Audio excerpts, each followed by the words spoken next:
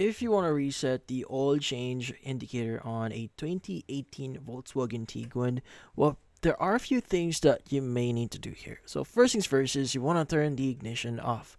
So make sure your Tiguan is completely off so the engine isn't running, and the key is removed from the start or stop button.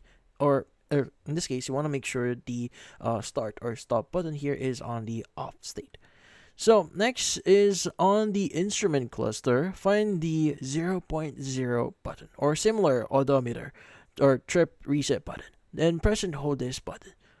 Now, when continuing to hold the zero point 0.0 button, switch the ignition to the on position so the electronics activate.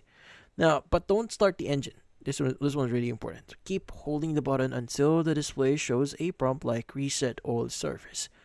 Now, once the message does appear or appears, release the zero point 0.0 button, then press it again or the OK button and confirm the reset or basically to confirm the reset of the oil change indicator. Now, you should see a confirmation message as well.